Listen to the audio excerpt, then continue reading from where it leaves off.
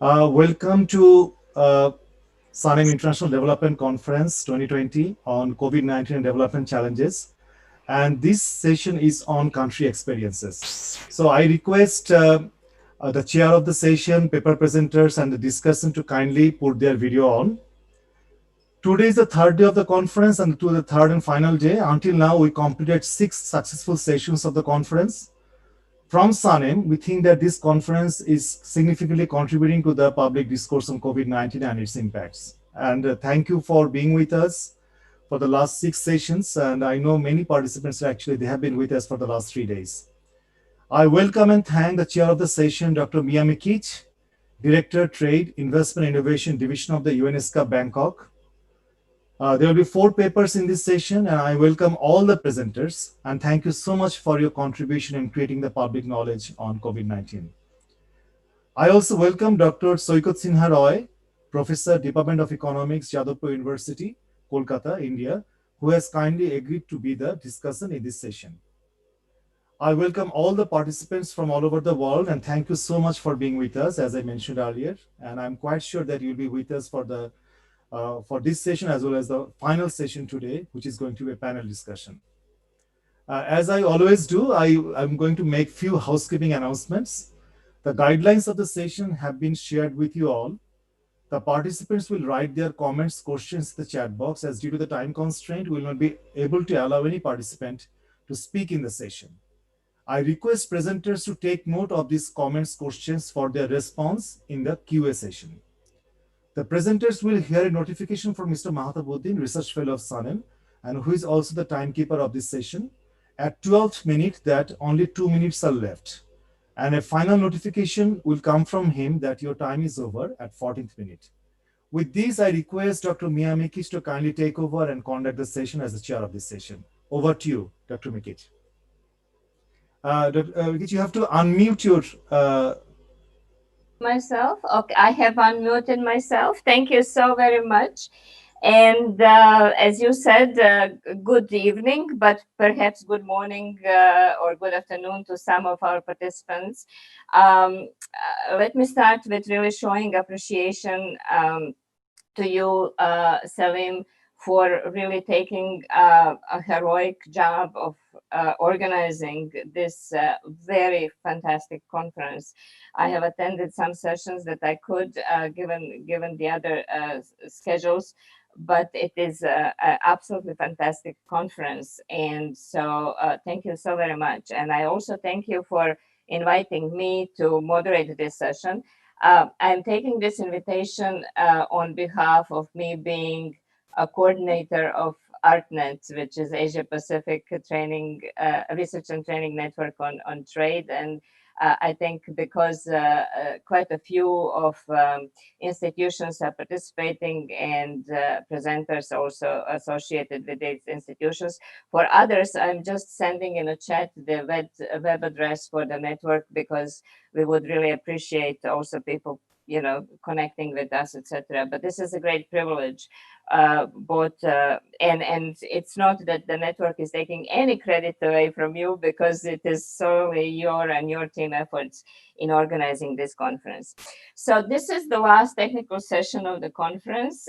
We are squeezed in between absolutely fantastic session that we just had on poverty. It was so illuminating, and also of and the session that is coming, which has very renowned speakers and is promising to be also a brilliant session. And I know that people also have to eat in between, so we have to do our best actually to keep some audience involved. And I hope that our presenters as well as the discussant will be able to do that job, because I don't think I can raise to the challenge, but let us collectively try it as we always do. So the conference was dedicated on the theme COVID-19 and development challenges, and I think the sessions were really they were putting to surface so many important challenges, questions, but they mostly remained at the national level, as they should, right? Because we were discussing about development challenges, and while many are commonly shared, between the countries around the world, particularly in the region, still, development is very much sort of own problem, and it's driven by so many very specific factors within the country, and related to so many areas, not only economic, but social, cultural, political, etc.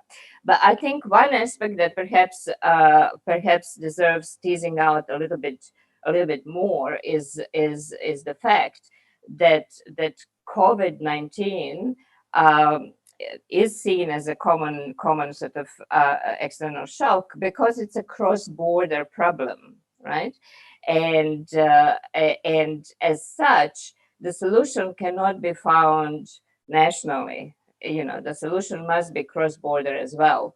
And in that, I think this session, in a mini way, goes that way, because it while it provides country experiences, 3 out of 4 papers are really motivated, um, directly or indirectly, by this factor, that countries are now interdependent, that the shocks are shared very quickly because of that interdependency in economic sense, if you wish, but also in so many other senses, through the international production networks, or you can call them global value chains, you can call them supply chains, connectivity, whatever. But the factor is that big and small businesses and individuals are connected across the border. We saw that in a previous session through the discussion of remittances, for example, as well. But in this session also, I think we'll have the opportunity to really look into how this interconnectivity through the value chains can impact, in different ways. Can impact poverty, like in a case study of Bangladesh, or SMEs in a case study of China, right? Or the way how a country can actually, or will have to rethink its strategy of opening, because the trade flows have been disrupted, like in case in Myanmar. So I think it's a very important issue to discuss. I think the region has been known, and evidence is there, as basing its development strategy on openness, on trade, investment, connectiveness, and that has mostly been explored in particularly in the countries that don't have large domestic markets, by participating in the value chains, and by doing or basing development strategies on maximizing of that participation. And then, of course, uh, we have already seen in a little bit, in a glimpse, in 2008 financial crisis, that the impacts that normally have been seen as positive from that interconnectivity, and that growth can actually be sort of rolled out from one country to the next through the linkages of external demand and domestic production, etc. That once you have the cut, for example, in external demand, as it was the case in 2008 crisis, then you may suffer, and your trade sectors will suffer as well. So since that crisis, I think Asia, um, in particular, the countries that do have bigger markets, have been rethinking the way how to balance external and domestic demand in their growth, or development. But really, it hasn't been explored in across the region, and even last year when we had big meeting in ESCAP, most of the smaller developing countries were really focused on how to actually increase their participation in value chains, trying to really benefit. And there are clear benefits from that. You know, not only have bigger markets, therefore you can increase your productivity, and you can increase also the return flow of maybe technology, knowledge, etc. But you know, it's a dynamic of growth. There are negative effects. We know them. You know, they can be clustered into inequality increases and into environmental effects, and we can, you know, maybe through the discussion session we can go into these issues. But this COVID has turned the smiley curve of the global value chains upside down, and and so has really exposed the faults in some of these strategies, and has raised the question to, you know, the governments and to the businesses likewise: should I stay or should I go? And so the businesses have been really faced with a difficult issue. You know, do they forego very clearly dynamic Asian markets that they can serve in the many years to come, or do they actually leave and focus on something else, right? And some of these challenges can be then, you know, formulated through the questions of supply and demand shocks that are being raised in paper presenters, in papers that are going to be presented, or in, you know, when you look at one shock in the international economy that then simply is rolling from one country to the next, that can be seen in the maybe intercountry CGE modeling, etc. So I think these are the questions that really need to be answered as well, because they boil directly down. They go to your, you know, how do you answer to the challenge of development in this new post-COVID world that will be definitely different in so many aspects. Not only that governments will have a different coordinates in which and the space in which they can behave, right? But also how businesses will be reacting and how they will be reconfiguring their linkages, right? So with these few words, let me invite the paper presenters to go on with their findings.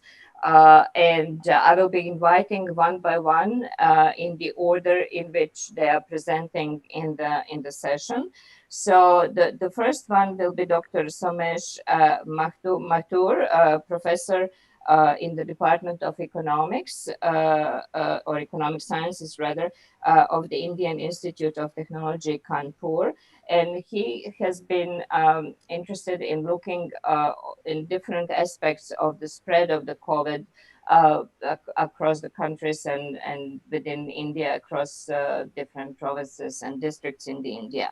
So I'm not going to repeat any instructions in terms of the length because they were already shared. And so I invite Dr. Mathur to start with his presentation, please. Thank you. Thank you so much, Dr. Mikich. Thank the chair. Greetings to all the panelists here and the discussant. And thank you, SANEM, for giving an opportunity to discuss our work, our research. So let me share my screen with you.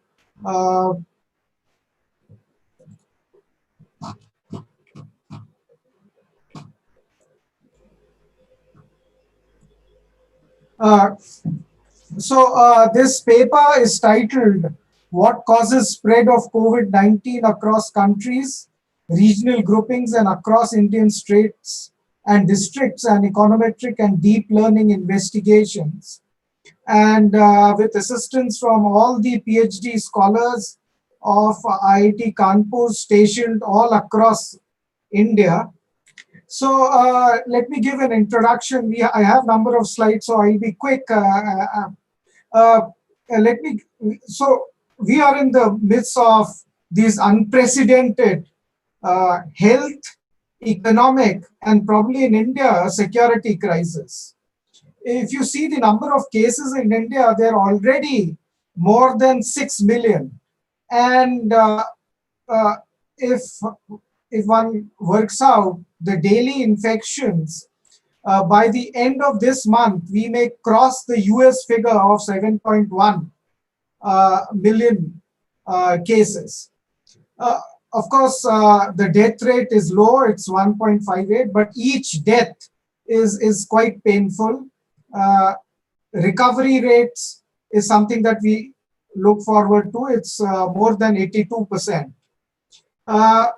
So this paper goes into identifying the different socio-economic, politico, environmental factors and understand its magnitude on the COVID cases, active cases, recovery, and the GDPs across the 215 affected countries, Indian states, and districts. We have used various regression techniques from OLS to count data, to spatial regression, to feasible generalized, to panel regression, to non-parametric plots and artificial neural networks. So the objectives are, what is the cause of this COVID spread across the 215 countries? And we also focus on 35 East Asian and Pacific region, 54 African nations, EU 27, and 19 Latin American regions. Our other objectives are, why are developed nations impacted more economically and in terms of health crisis? The third, the most important, which the governments are facing, how much should we relax the lockdown measures, keeping the spread minimum? And the crucial question, that did lockdown impact more of GDPs or the COVID cases? So did lockdown have impact more on livelihoods and or the lives, or both?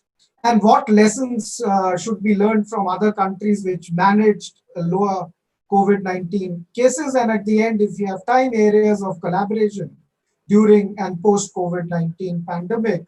And what we have is an alternative development model of social entrepreneurship, flying geese, and self-sufficiency, which in India is called the Atmanirbhar program, to mitigate this health, economic, and the security crisis.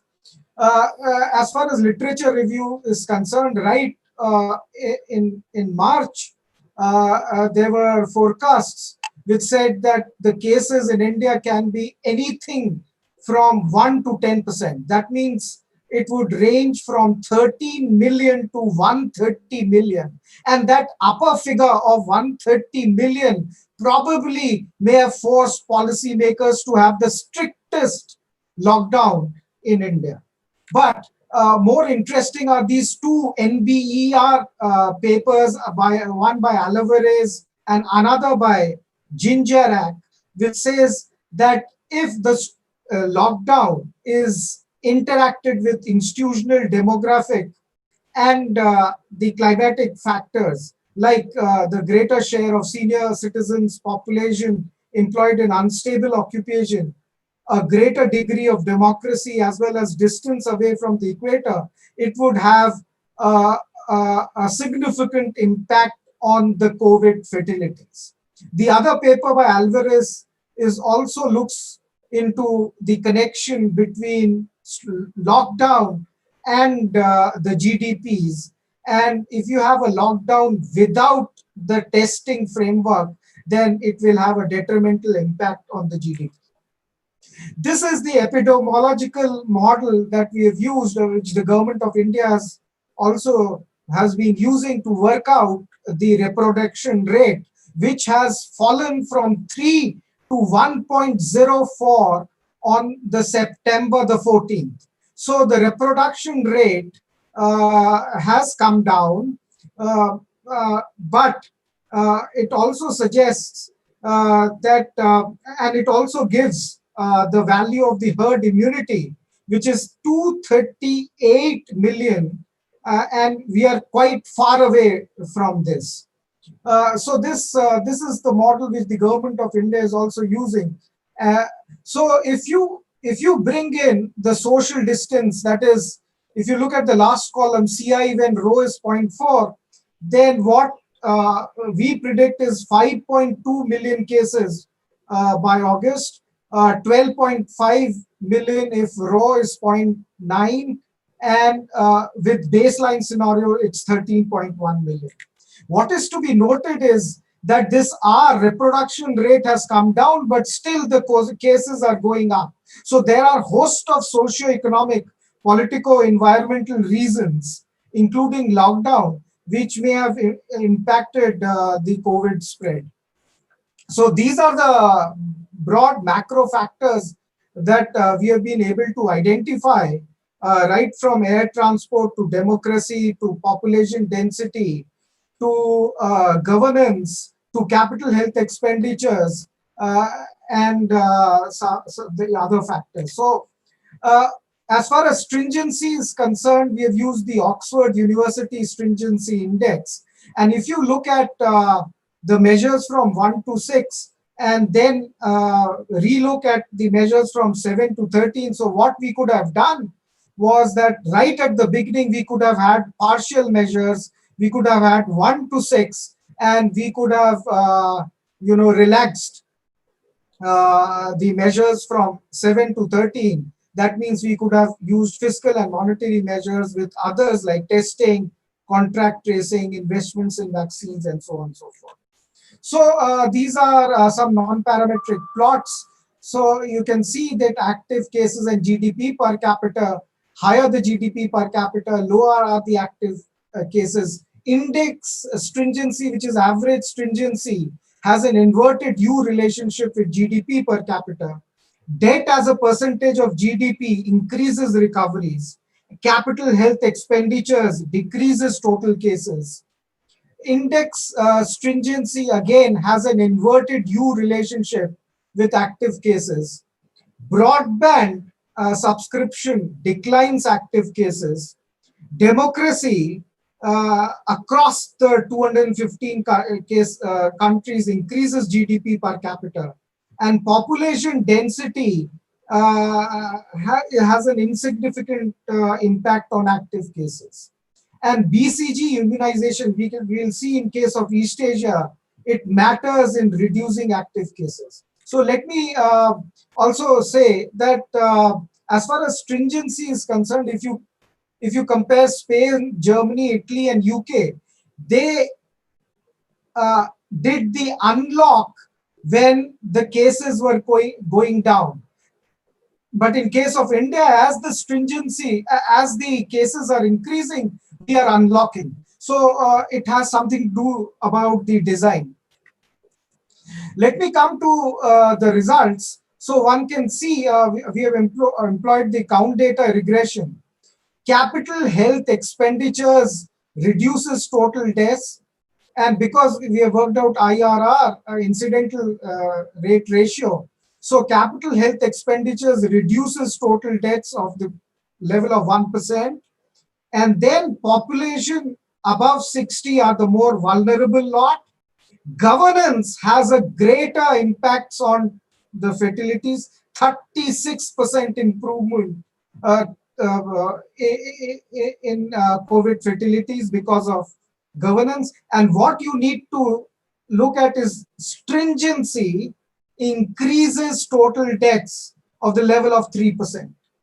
When it comes to total cases, again, capital health expenditures reduces total cases. The vulnerable are population above 60, but you can again note that governance matters in reducing total cases, and index stringency increases the total cases. When it comes to GDP per capita across the countries, you can see that the factors which are important are the doctors, the health expenditures, especially capital health expenditures. The vulnerable are population above 60, and index stringency surprisingly has an insignificant impact on GDP per capita. So I will come. This is the conclusions that I have. I have something to say about regional grouping, but because of the paucity of time, let me come straight to the Indian states, and you can see the tests that or the different states are doing, and Delhi is leading the figure with Bihar coming out uh, to be the last. And when it comes to the fertility rates, again, Uttar Pradesh has the highest fertility rate, and then Punjab, Rajasthan, Meghalaya, while the Northeast do better. So, uh, Dear President, you have 2 minutes left. yes, I'll be done. So the factors which affect the Indian states are the ones which lead to an increase in the cases are BCG, are the pollution, population density, mortality rates, urbanization, undernourishment, humidity, and population above 65. These are the factors which increases the case of in case of Indian states.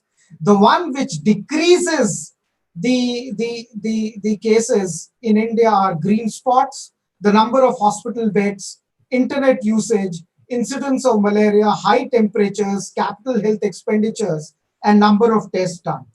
So I have this slide, and you can see that health expenditure has a positive impact on the COVID cases, but there may be a two-way relationship working. But population density increases the cases in India. But let me also say something which is not politically very correct. In India, you see something peculiar. Higher the poverty, higher the undernourishment, uh, you have lower the cases. So what I want to say is that uh, it is still an urban phenomena across the world and in India. Okay, with reverse migration, it is reaching to rural areas, but these are the results which are coming out of our study. So I have some other slides. Let me come to the last slide, that what affects GDP across the Indian states. It's the disease. COVID fatalities have an impact on the GDPs negatively, and so does poverty, so does unemployment, and so does population density. What promotes the cases are GST collection and the investments and education. So Dear President, your time is up. yes, I will end up here, and I will come back to the mitigation policies once we come to the discussion forum. Thank you so much. Thank you so much, so much. In the interest of time, I'm not going to be making comments on the papers. I think also Professor Roy will be doing that. You certainly have opened many questions, and I hope the participants will come in with their comments as well. So let me now move to the second paper that we have in our session. It is on the case study of Bangladesh, socio-economic impacts of COVID-19 and policy implications for Bangladesh.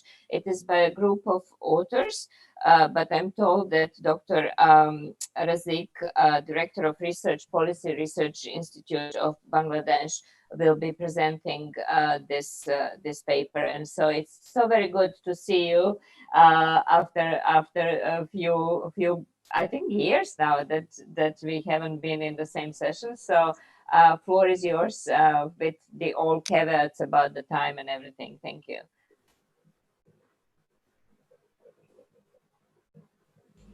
You have to unmute, Razak bhai. Salim, thank you so much. Yes, Madam Chair, thank you so much. And it's good to see you after quite some time as well. At the outset, I would like to thank Selim Rahan and Sanem for giving me this opportunity of presenting this particular paper, that has come out of a collaborative work with other co-authors that you can see here. And this paper is an outgrowth of a project that was initiated by the BRAC Institute of Development and Governance and Development, BIGD. Now, uh, Madam Chair, as you know, that we are all dealing with the unprecedented consequences of COVID-19.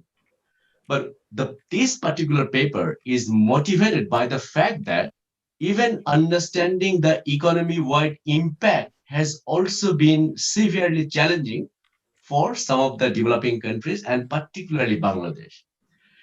After the immediate outbreak of the disease, the World Bank and IMF, they severely downgraded Bangladesh's growth prospect.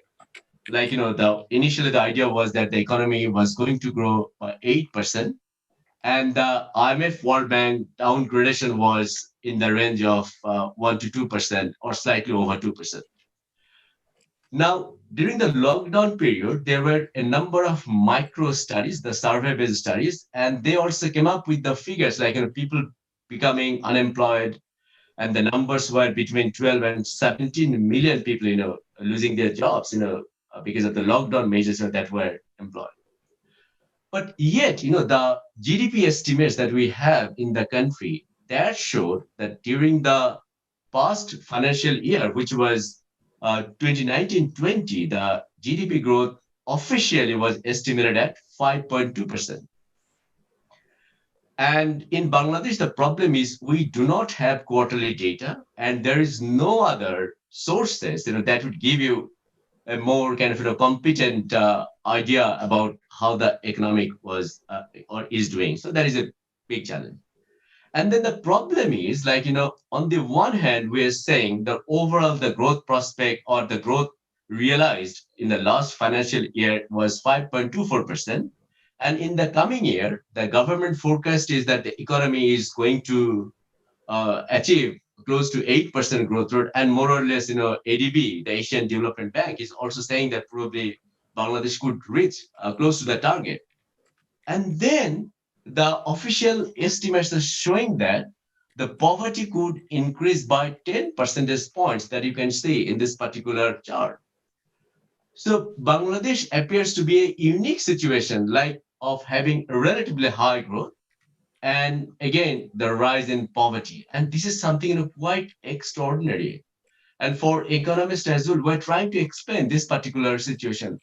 Now, the inconsistencies that I have explained because of micro studies, micro assessments, and macro official estimates, this gives us a bit of opportunity to think about from a data consistent macroeconomic framework. And we thought it might be a good idea to use an ex-ante modeling framework to get some further insights. In a way, we can achieve a data consistent outcome to analyze the economy. And of course, with the ex-ante kind of framework is that we can build different scenarios. And under each of the scenario, then we can have consistent results. So at the outset, I would like to tell you that you don't have to consider any particular scenario. Rather, you consider the exercise as different kind of scenarios that we can build. And then based on the assumptions or our kind of notion about the economy, we can consider a particular scenario and deduce policy implications. And our goal is to contribute to the policy aspects. Obviously, this paper has used the Global Trade Analysis Project GTAP model, as many of you are familiar with. The model comes with the standard features of competitive markets, goods are imperfect substitutes. And another standard feature in the model is full employment, which of course we have relaxed to allow for unemployment. The GTAP model that we have used comes with version 10 database, and for which the base year was 2014, and we have updated the data to 2020. Originally, the database has got 65 sectors and 141 regions, basically countries and the countries combined group together. For this particular analysis, we have aggregated them into 27 regions and 24 sectors. In the course of the study, we also found out a number of studies that were undertaken using the GTAP modeling framework. And particularly, we gave a close attention to two studies, one from the ADB and the other from Mariska et al. From World Bank. And the roots there, those two studies too, quite different. The World Bank study, they were more interested about the immediate impact of the lockdown measures. So they provided unemployment shocks to the economy, to the global economy, to find out the impact. On the other hand, in the ADB study, the primary focus has been on the consumption demand shocks. And in both cases, what they did, they also added the trade and tourism shocks by raising the cost of imports and exports. Now, given the current examples that we see in the literature, we thought of modeling the consequences for Bangladesh, taking into consideration of two rates. One is we wanted to shock all the regions that we consider in our model, which is the first step here. And then we also considered a Bangladesh focused modeling strategy. And the difference between these two, under the first strategy, we introduced largely consumption demand shocks for all economies. And as I mentioned, we are using here 27 regions here.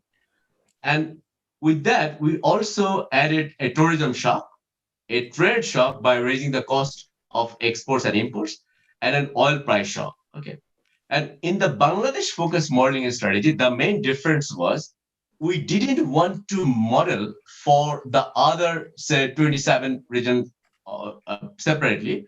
We just thought it might be a good idea to consider what the World Bank and IMF are projecting about the growth of those countries, maybe US, China, and they provide the possible growth rate for the next year or so. So we use that particular growth rate to understand the shocks and use them as exogenous shocks into the Bangladesh specific modeling strategy that we have done here. But under both the scenario, we have used or we have built low, medium, and high shock scenarios. And under each of the scenarios, each region consequences have been quite different. So the consumption shock under low scenario will have variation, the Indian shock and the Bangladesh shock or shocks for Vietnam are different even under the low shock scenario. So we use a lot of variation and things like that. Finally, we also wanted to consider some of the policy responses, and for that matter, we considered the stimulus package, the government support that has been provided. And particularly the government support, we categorized into several items. For example, direct income support to consumers that we have seen, to labor as wage input to production. And we also had the support that had been given to producers, and then we incorporated into the modeling framework as well.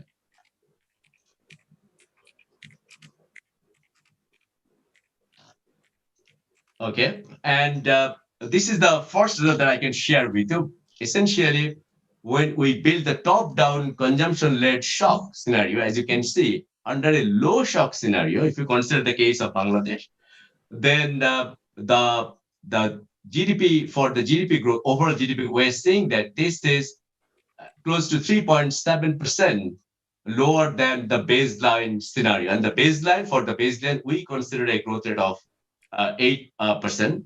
So this is 3.7% lower than that. But we also had the medium and short, the high shock scenarios, and where the impact were 6.2% and 9.3% lower than the baseline.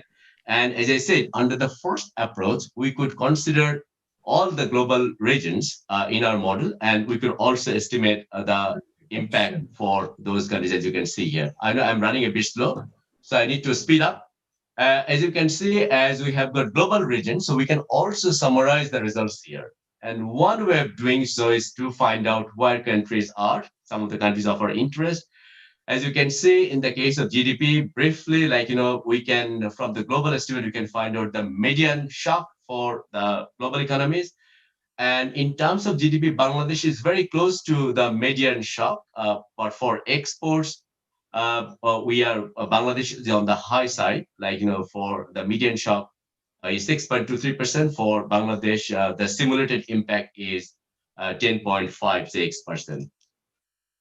This slide summarizes the sector-specific output shocks, and we find out that for Bangladesh, leather sector is the hardest hit in the sense that the sector's output declines by 20 to 31%. I'm sure you have understood that this is not the absolute number we're talking about. Then perhaps, the shocks for garment sector will be much higher. Here we are talking about the percentage change, and that is why leather sector is picking up, followed by textile and then apparel sector, again measured from the baseline projection. Now, since we could derive the sector-specific growth consequences, we can then decompose the overall growth due to the sector-specific outputs changes.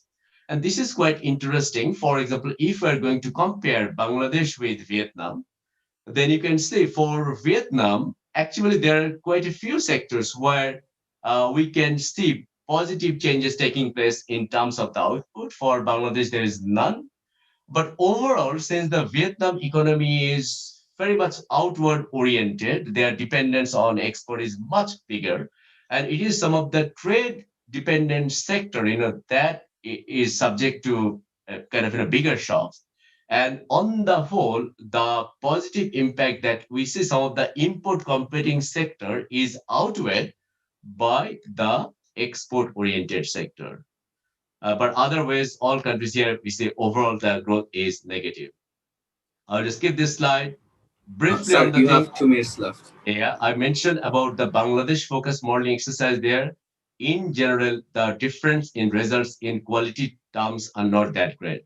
Moving quickly onto some of the policy implications, we fed the data, the results, the GTAP results into the SAM modeling framework, the social accounting metrics, and we find that that leads to falling consumption spending of from 3 to 6% under the three different scenarios.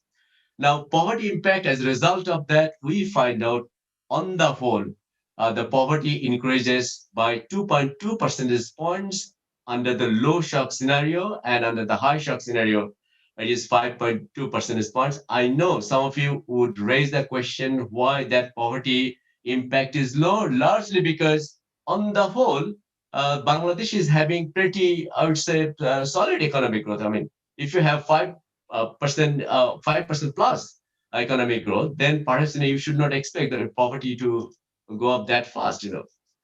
Now, in terms of the policy impact, another issue is the stimulus package. When you take into consideration the stimulus package, we find out that as a result of this, you can see this is the difference of the economy with or without stimulus package, 0.6 percentage points lower on the low shock scenario. That would imply that because of the policy issues, poverty incidence has been 0.4 percentage points lower. We also estimated that given the current situation, probably the government needs to have 1% of GDP spending in order to take back the economy to the level where the initial poverty incidence was 20.5%. I am very much close to my presentation. Just one more slide. So essentially, we provided this particular modeling framework to deepen our understanding of the impact of COVID-19, but under a more kind of consistent macro and data framework. Of course, there are many caveats, and CG modelers and also like GTAP modelers, they are aware of some of the things, the assumption that we make in building the shock scenarios. But also, we think it is important to update the modeling structure and also the scenarios as things are changing rapidly on a day-to-day basis. Thank you so much for your patient hearing. And thank you very much for staying within the time allocated for this, even though I know you could have teased out more of the details from the paper, and I'm sure that this link between the overall growth and the poverty will be, quite of an interest for the discussants, for the participants later on, because it's true that the World Bank is forecasting the increase in the absolute poverty in very large numbers, and so Bangladesh is probably interested to find out what are the drivers of that increase in poverty. But let us now turn our attention to the third paper. And let me also mention that perhaps the announcement in the session has a slightly different topic for this paper. So the right one is the impact of COVID-19 on SMEs in China, and it's an inquiry about the impact using a different methodology than what we have had so far. So it is also a result of a large group work, but Dr. Xiaobo Zhang from IFPRI and I think Peking University as well will take the floor to tell us what was the methodology and what were the findings on this. Dr. Zhang, you have the floor. Thank you. Let me go to the. I think your Thank you, presentation is Chair. already up. Yeah. Can you see my screen? Yes, we can. Please. Okay, good. Thank you, Chair. Thank you, the organizers, for inviting me to present our work in this session. Our paper is different from the previous two papers in methodology because we use primarily collect data to examine the impact of COVID-19 on small media enterprises in China. We know in China, SMEs accounted for 80% of the employment.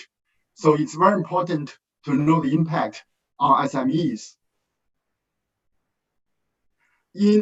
After COVID-19 struck in China in January, China launched the most draconian lockdown to control the spread of the disease.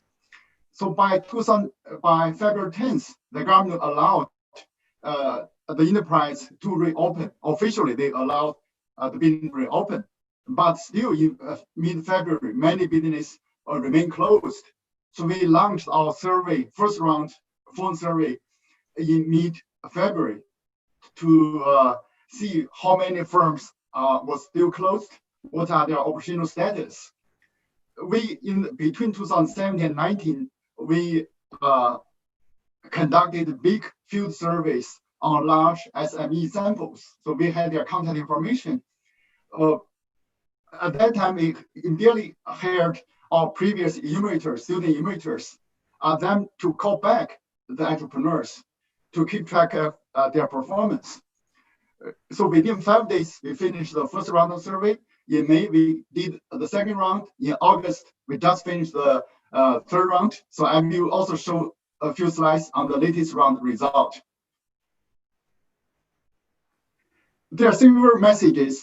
First, in February, most businesses were closed. And then by May, there was a very steep V-shaped recovery. So this graph showed the rate of reopening by province in February and May. The dark bar is for February. The empty bar is for May. You can see very clearly in February, on average, only about 20% of firms opened. But by May, more than 90% business had reopened. However, the lockdown had a huge negative impact on SMEs. Based on February survey, we computed the expected death rate in your sample. That is, the cash flow couldn't sustain until the expected opening date. That number is almost 17%. After the May survey, because we called back all the firms, we estimated the actual exit rate as a result of COVID-19 is about 18%.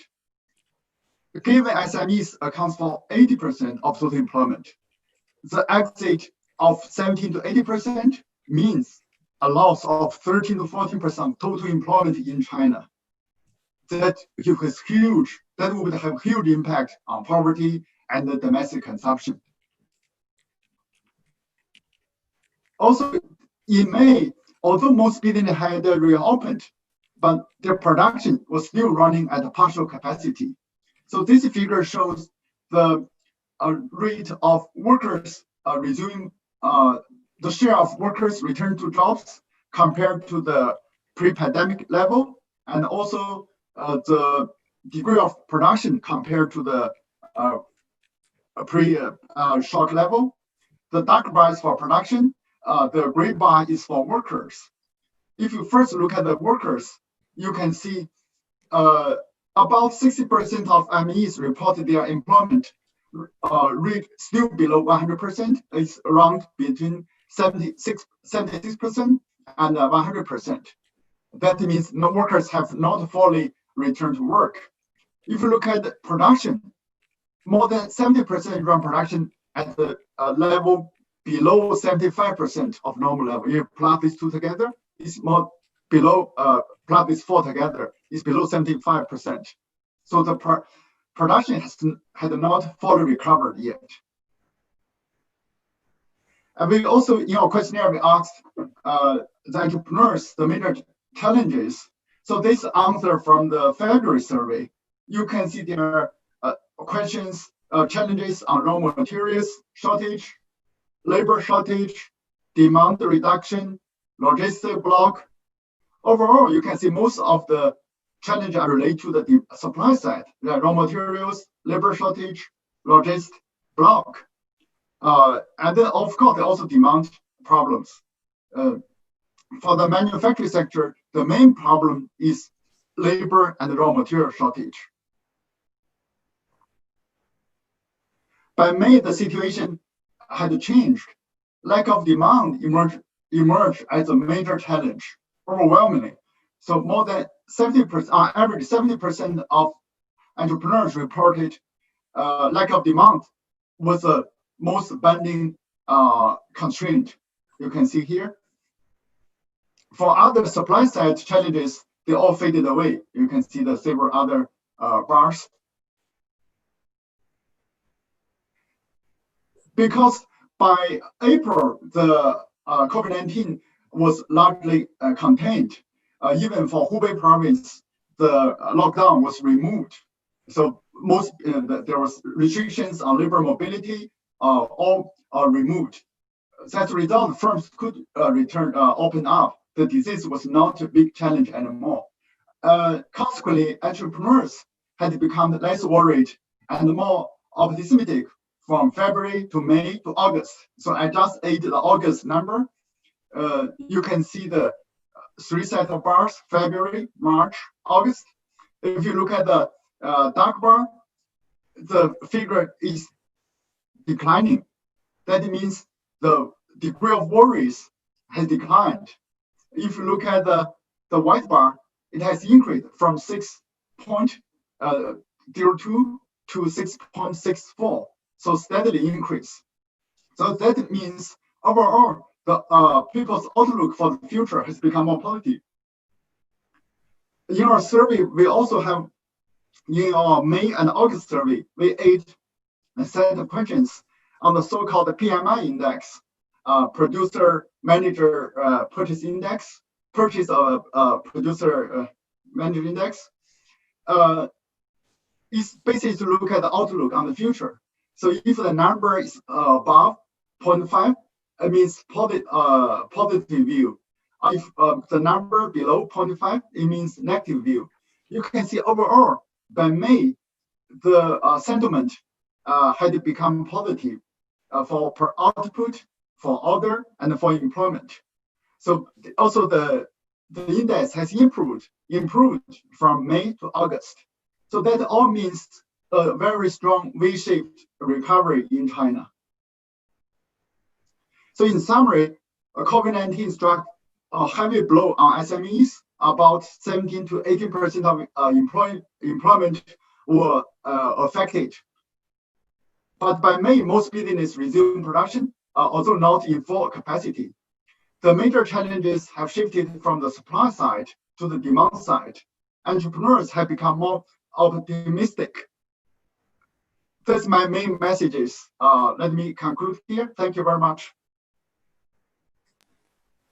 Thank you very much for this interesting study, because it brings the findings based on the primary data collection. I have to say I have some questions. I may find the time to enter them into the chat box as well, mostly related to really the engagement of these SMEs in the value chains, or whether they are really focused more on the domestic market. But let me leave it there, because it's unfair to question you if I didn't put questions to others. And let us turn to the yet again a different sort of paper, but I think they do have a common thread. So I'm inviting our last presenter, Mr. Madhav Malhotra, who is the project manager of Tilwana Special Economic Zone in Myanmar, to present the research that is looking at the impact of lockdown in the supplying countries to Myanmar on the trade, cross-border trade in intermediaries, which is important, of course, for the functioning of the firms. So, Mr.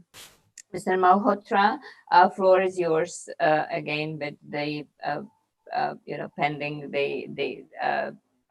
your slides are up, but we don't see you on a camera, I think. Can we see? Hello, Dr. Mikic, can you hear me? Yes, and we see you now as well. Thank Okay, you. Perfect. Okay. Thank you so much for moderating this discussion, and thank you, Dr. Han, for giving me this opportunity to speak here. So let me tell you a bit about myself quickly before I start. My name is Madhav. I'm a recent graduate of the MPhil program in economics from Oxford, and I currently work with the International Growth Center in their Myanmar office.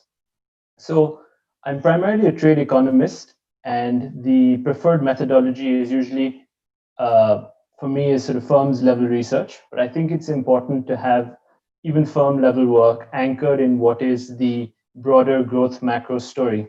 So this paper that I'm going to present is sort of an attempt at that, bridging the micro and macro, and sort of trying to paint a picture of what's happening on the ground using sort of a set of firms in a special economic zone in Myanmar. I'll tell you more about the context as we proceed. So I'm sure you've heard this articulated it many times in the conference already, but sort of COVID-19 is sort of been commonly understood as a supply and demand shock, with repercussions on two main dimensions of public activity, that is health and sort of the economy. It's been presented as a trade-off and sort of mediated by the use of containment measures at the behest of governments, and the mechanism being that these containment measures sort of reduce the transmission of the deadly virus, but at the same time cause sort of a halt to economic activity and have repercussions on the economy. Obviously, the caveat, as articulated, I think, in the previous session by Professor Osmani, was that even sort of impacts on the health can have sort of long-term impacts on livelihoods and productivity in the future.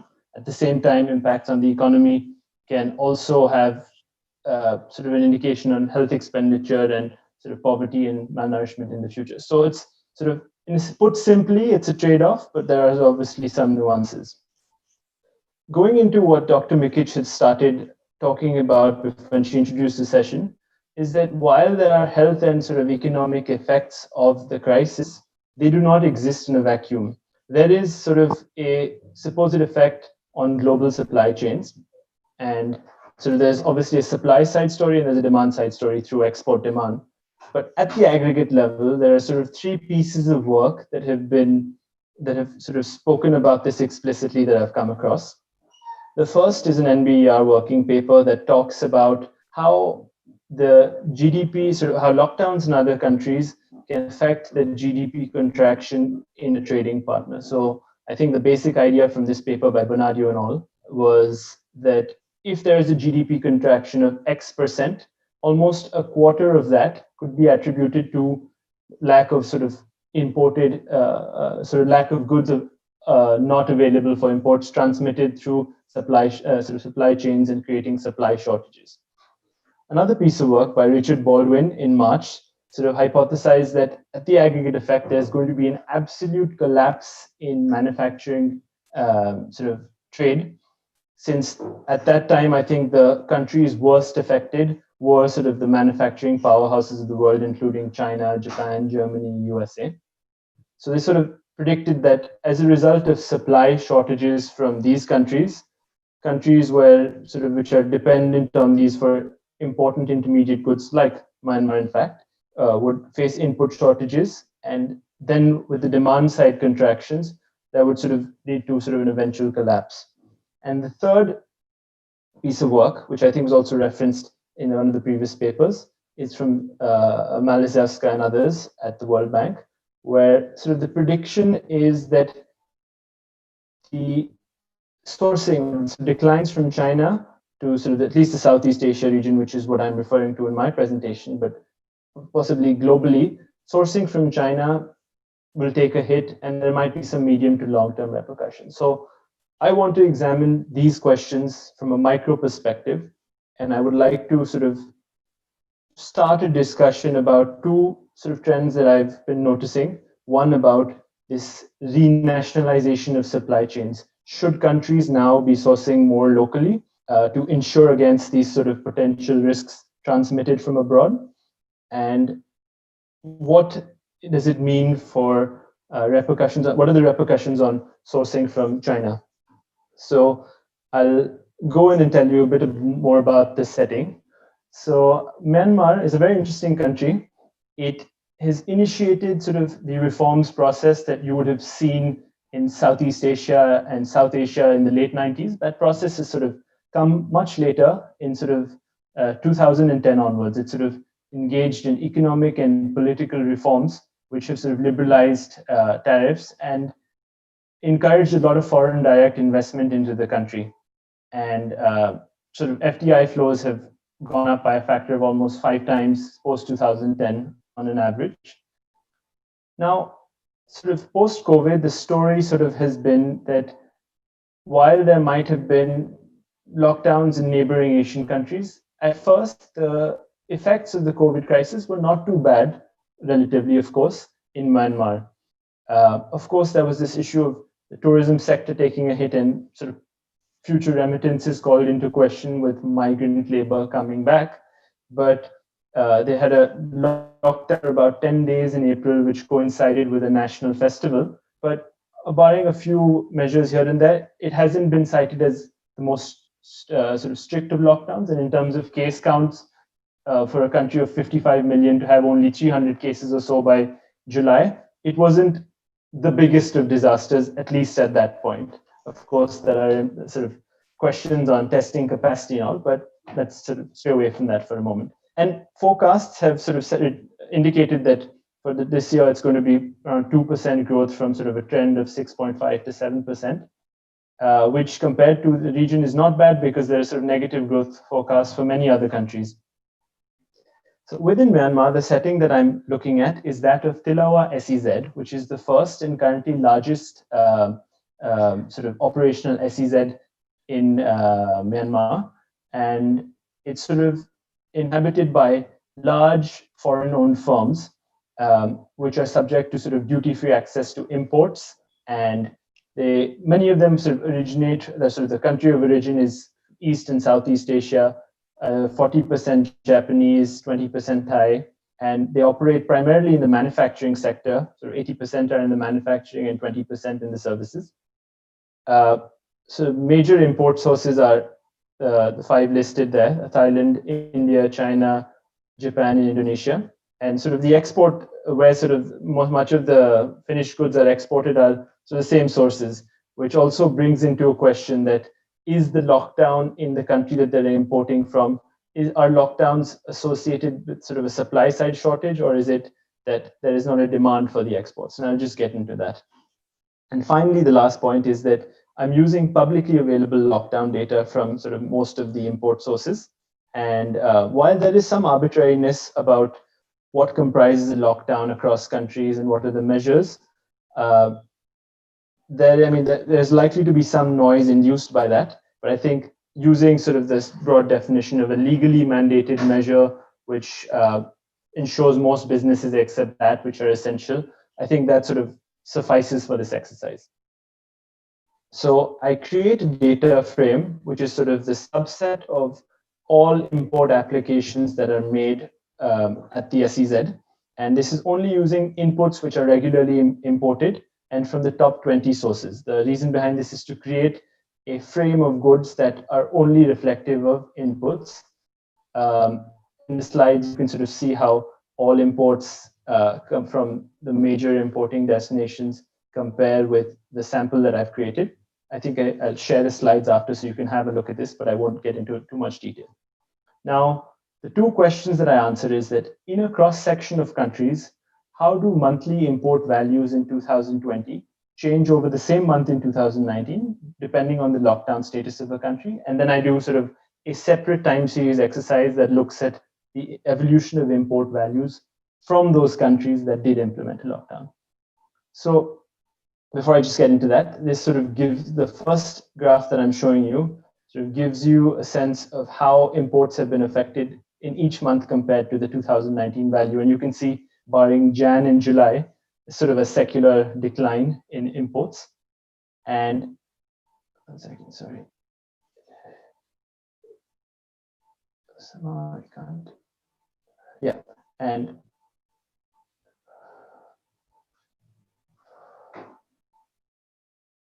sorry. And so this picture is supposed to show you that. Madhav, I think since you are just sharing your PDF screen, maybe that may not appear in the Zoom.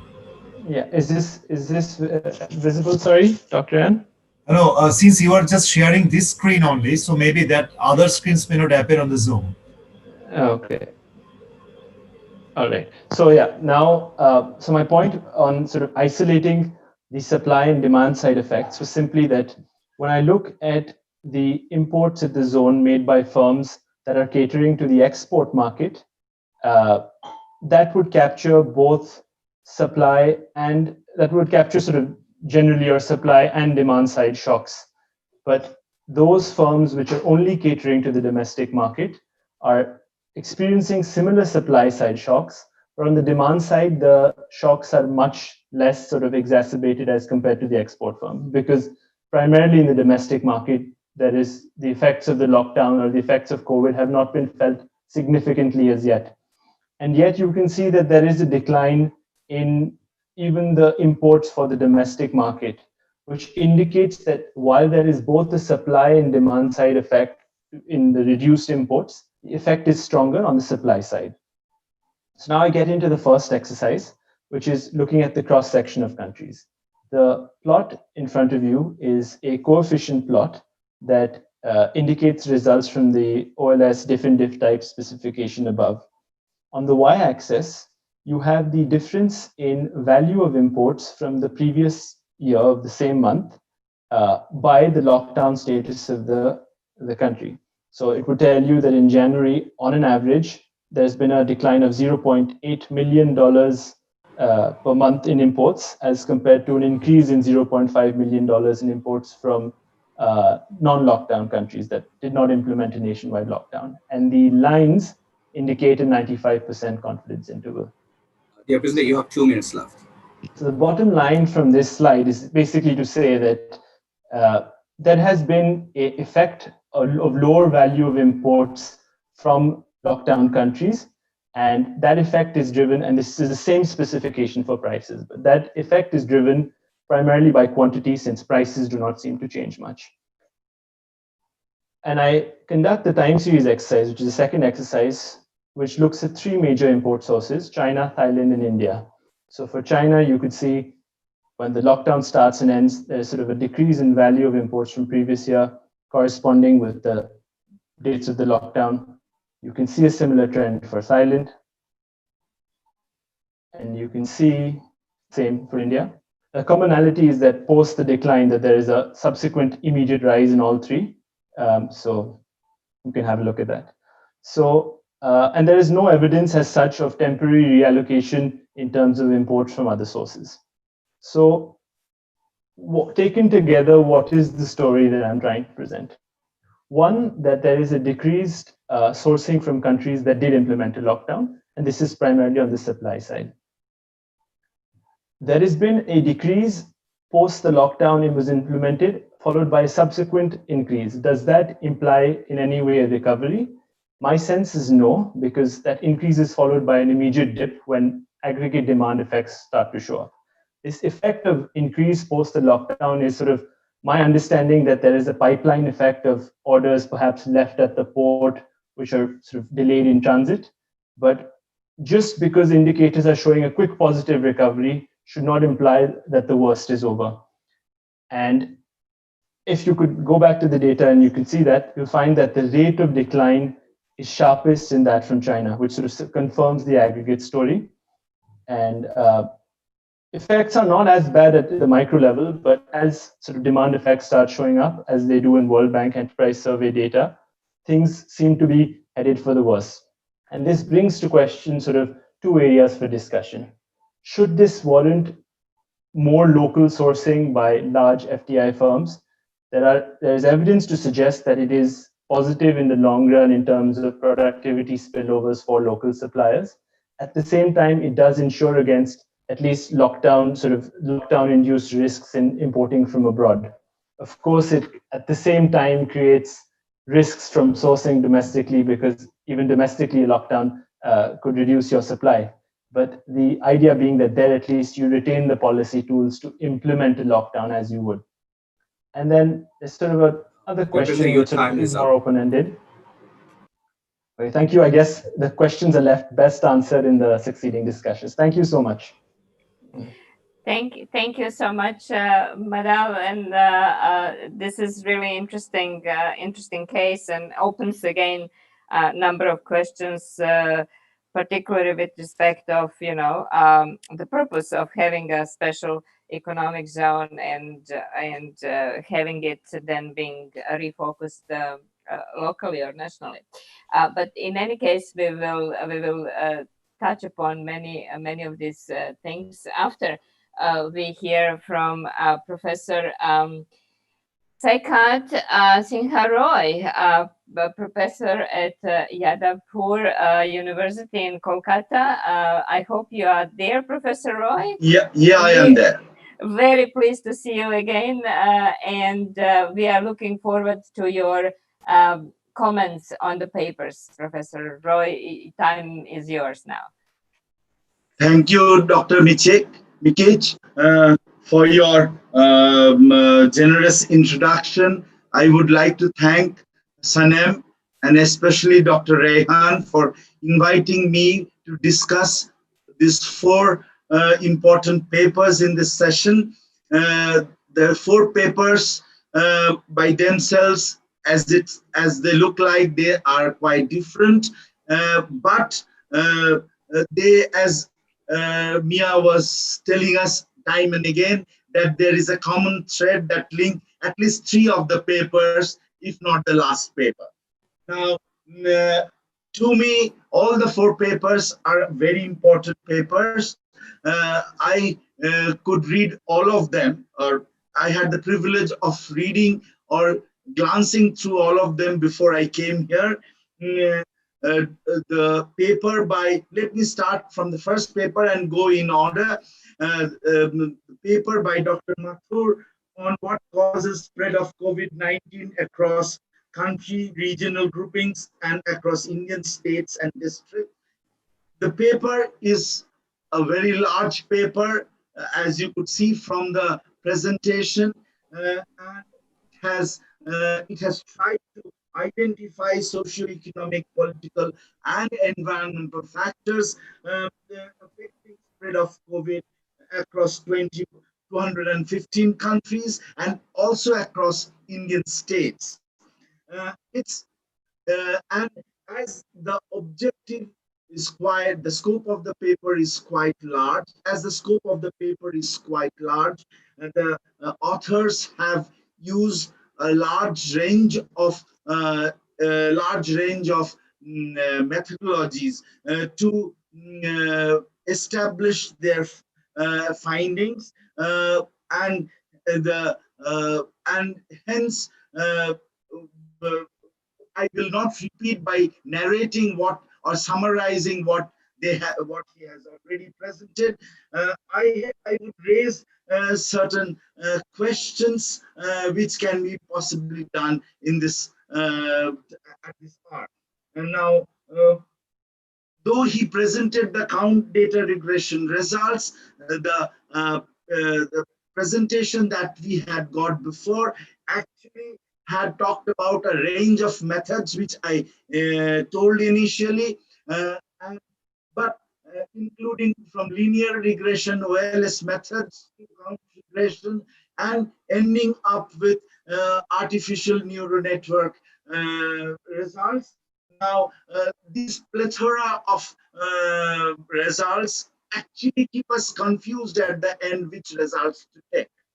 Now, unless it is said that the results by themselves are quite profound, I should say at the outset, but what tells me is that which exercise should we take at the end, because each method has its own deficiency and they have their own advantages. So unless a method can be evolved, like a non-nested test or some test which tells that this method is preferred over the other method, we are not really going to see which results can we take.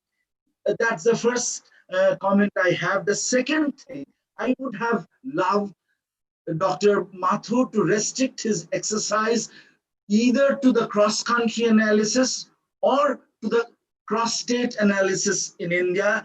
And here I would say that I would have preferred if he had restricted himself to an analysis across states in India, because they are varying, and that would have actually made the study to fit in this session on regional or on countries within the region, country case studies. So this is the first thing. The second thing, the third thing, that he has used the Oxford Stringency Index, which is should be he and his team should be commended about that.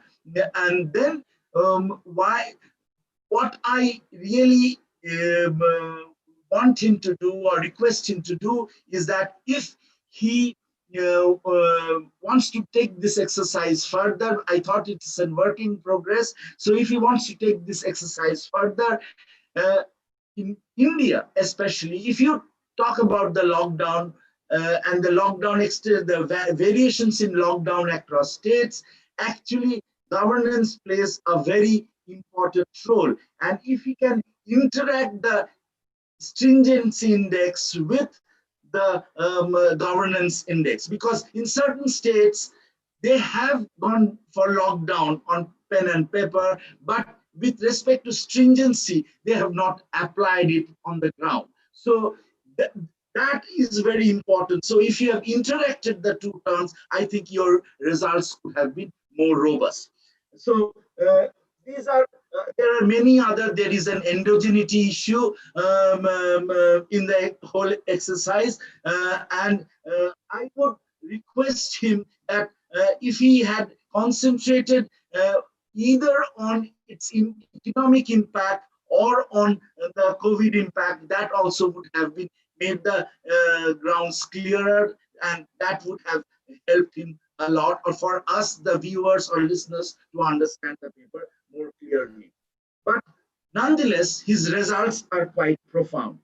The second paper, which Dr. Razak presented, it's a teamwork again, and it's an important work for Bangladesh using GTAP modeling. Now, I am not going to brief on the GTAP modeling. Dr. Razak has already said, and he's a better expert than I am to speak on GTAP modeling. But what he shows that there are variations in the impact. First, there is a decline in 2020, and the scenario, the extent of impact depends, the decline depends on what kind of scenario we choose. The harder scenario we choose, the larger the decline is. But what to me, what is more important as a finding is the sectoral one, where we see that the leather sector is the worst hit, and followed by textiles and apparel, construction, recreation, and education. And agriculture, as it is evident from all countries, is possibly the best in the entire range. That's a very normal finding. Now, the with regards to the second model, what in the sectoral thing, what I, in case of Bangladesh, what he could have done if he could have, when he was aggregating the sectors, if he had split the heavy manufacturing sector a little bit, then we have got apparel, we have got textiles, we have got leather, but heavy engineering is a conglomerate. So within heavy engineering, if he heavy manufacturing, if he could have disentangled, and which are the particular sectors that were worse affected. I would have liked the result if the construction sector would have got some attention, because that's a sector where you have most number of informal workers. We call them informal workers in India, or non, because it's a completely unorganized sector in both India, as I understand, in India and Bangladesh, very labor intensive sector, and where employment is actually quite important there. Now, but the most interesting part of this paper is, as Mia said, it's on the income and poverty impact, which the paper has very nicely done. The poverty impact, they show that increase and by some percentage points, and it differs across households. That is a very important thing, the disentangling of the, and they show that it's higher for smaller farmers, non-farm wage laborer households, and urban daily labor. So across sectors, whether rural or urban, they get it. Now, as they have got this result, I would have loved from Dr. Razak or Dr. Sultan Hafiz Rahman and his team that if they had measured the impact of lockdown on inequality, because that is very important. Because people who are at the who are poverty, no doubt will be affected, but people who are on the fringes, they will be worse affected, and hence they actually inequality calculation would have added value, more value to the paper. If I want this paper to be publicized, I think inequality impact could have been given some focus. The other exercise which this paper could have done is with regards to the stimulus package. They have only taken one scenario, which of 3.6% of GDP. Now, if Bangladesh raises its stimulus package, or if Bangladesh fails to attain that 3.6% of GDP, then what happens? Because in India is failing to reach that 10% of GDP or whatever it is. So if Bangladesh by some chance, because there are a lot of other macroeconomic constraints which the economy might face, then what will happen to the impact of the stimulus package? I end the second discussion on the second paper. The third paper, it's a very interesting paper on the impact of COVID-19 on SMEs in China by Dr. Zhang, and with his 2 or 3 rounds of waves of, as he calls them, waves of surveys of large number of enterprises, and they actually show quite interesting results. One interesting result is to see the supply disruptions that were there in February through raw materials, labor shortage, demand reduction, and logistic block. But the other way they could have presented this result is what happens sector-wise, in which sector, whether in agriculture, in manufacturing, in services. And he has classified two kinds of services. One is residential services, the other is business services. What happened to all these four factors? Then for each of the sectors, we could have compared the factors that were working in February and how they improved in May. Though we saw that all the other factors improved, it is only the domestic demand, the demand factor, which was deterring the SMEs to come back to production. I think it's a similar case with India. Even if India, the unlockdown process has started, the SMEs are not fully functional because the demand for SME products are not there. The other question that remains is, what part of the global value chain do these SMEs contribute? What part of the global value chain the SMEs contribute? And if they have to take part in the global value chain, what is the way, or what is the constraint that these SMEs are facing, whether it's global demand or investment? Because at this hour, investment is also lacking. So whether investment is not coming forth, because in global value chain, FDI plays a very important role. Now, Professor Roy, you have a couple of minutes left. Yeah, I am almost done. And then one result which I would like to highlight for Dr. Zhang is he shows that it's mostly lack of demand which plays by end of May. But why for residential service? Is there not enough income in the economy to support residential services, or to buy or to demand for residential services? So what is the reason? We have got these results. We need to explore what is the reason behind it. But in China, there is an optimistic outlook, as Dr. Zhang said, and the V-shaped recovery is there. But still in May, I don't know the August results. Orders and employment were below normal. So what explains that in May? So I think it will be better if you can explain that. The paper by Madhav Malhotra was very interesting, and I don't have. He has done an exercise with a comparable data set. That's the first thing that you have to do for an empirical exercise. You have to and comparing combining the macro and the micro. That's a very laudable exercise. I would have, but I am intrigued by one thing. He showed that the SEZs not only cater to the export market, but also to the domestic tariff area or domestic market.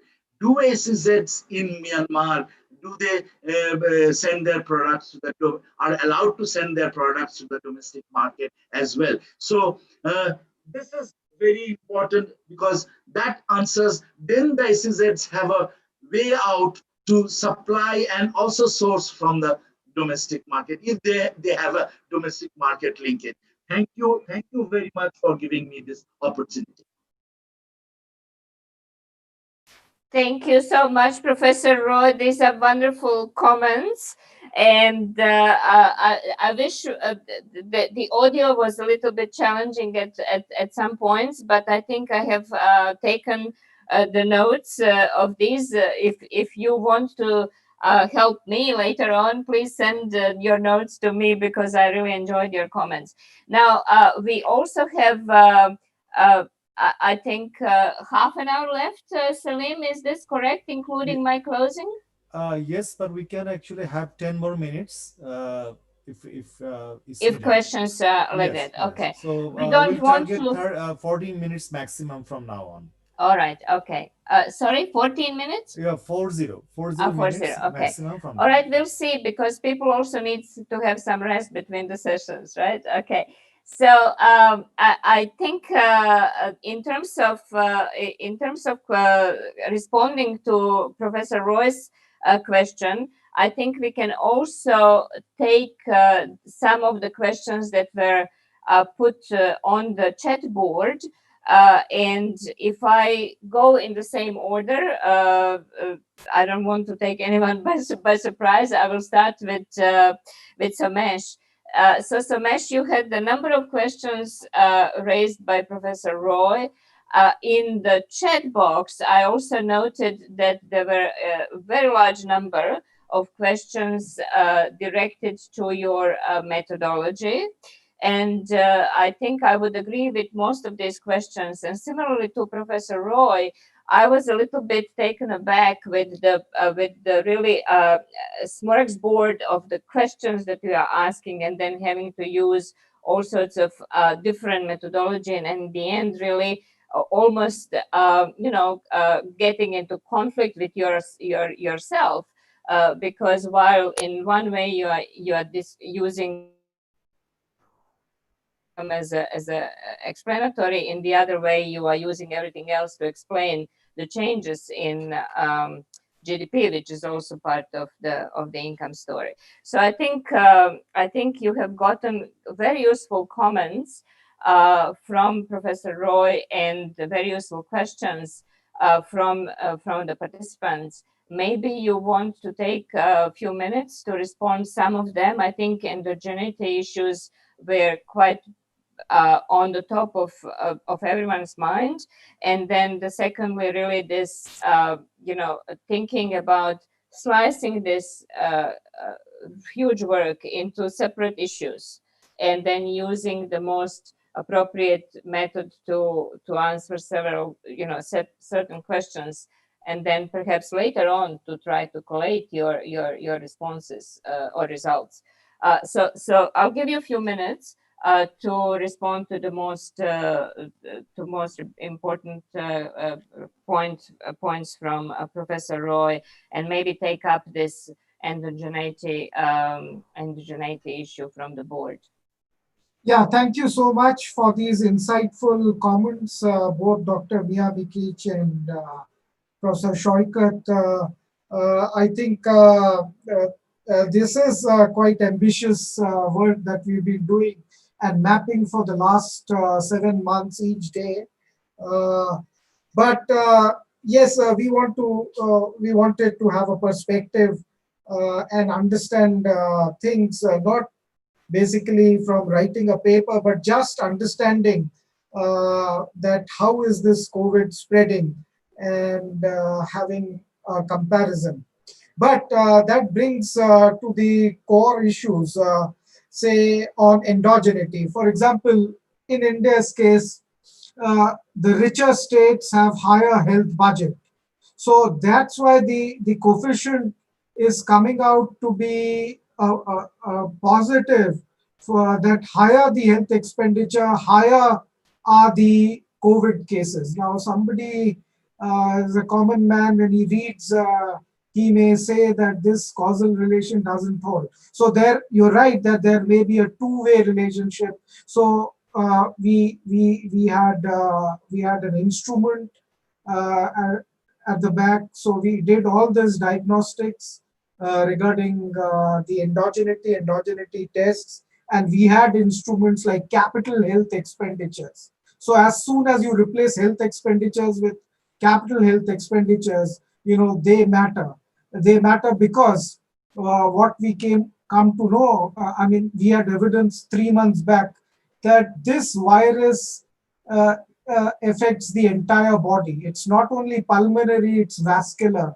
So, and I posed the same question to the AIIMS director, Randeep Guleria, and he agreed that, so we were getting this evidence right at the beginning, 3 months back.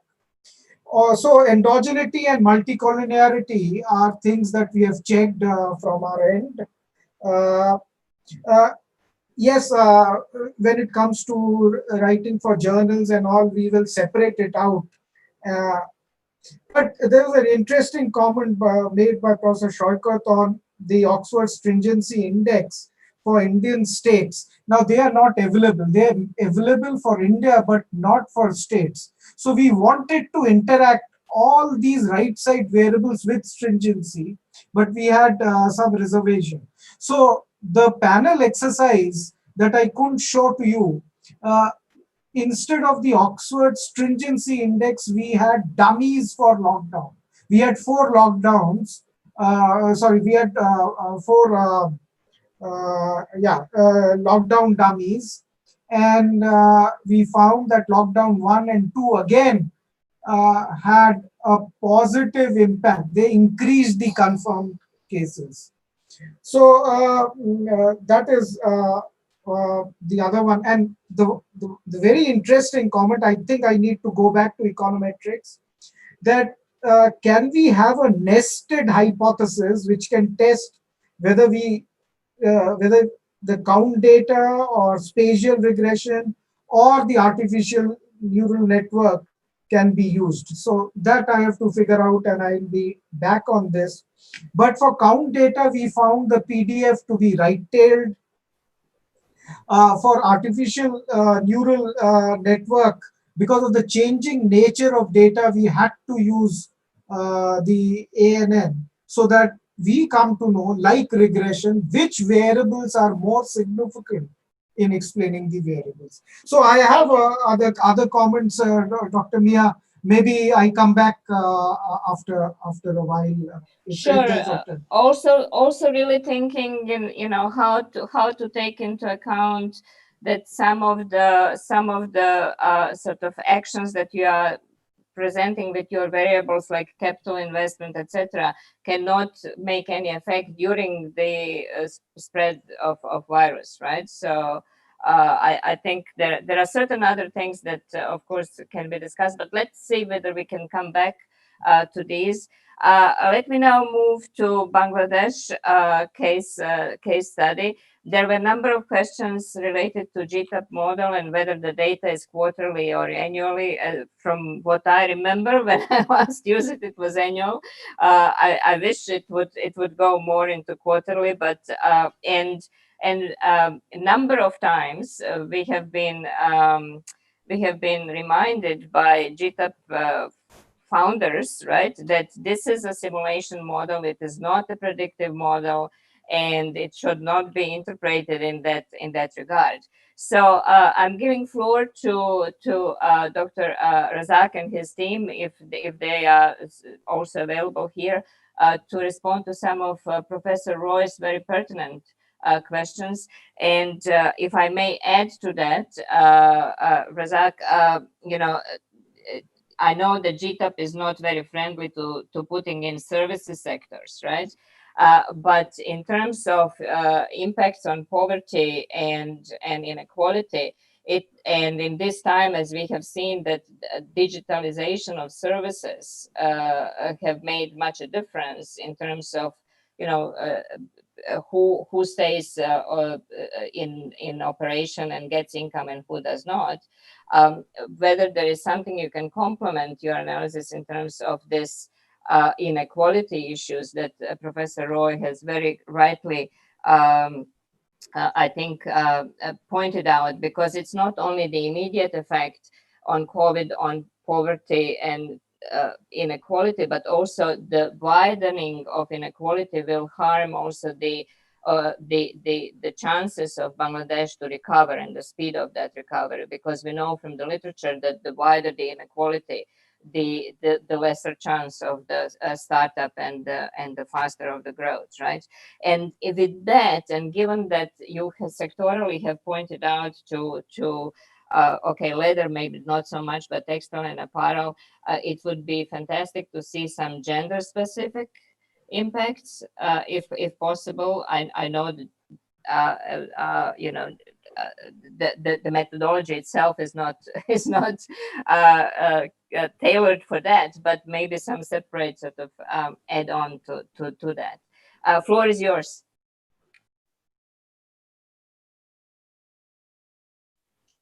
Thank you, Madam Chair, for making my life even more challenging than it used to be with our discussants' comments.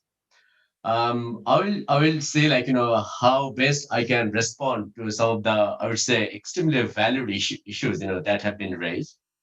And to be honest, I think this kind of work can always benefit from these comments, but also from like other studies, even some of the micro studies. Madam Chair, I mentioned in the beginning of my presentation the one of this kind of primary motivations for this work was to kind of come up with a more macro consistent, data consistent results. And I think which is in many ways are extremely important for deducing sensible policy options. Otherwise, if you're saying, okay, our poverty has gone up, and you're also saying that economy is booming, then perhaps the implication is that there has been a severe deterioration in inequality, and then we have to understand the sources of inequality, and we come up with the policy options to tackle them.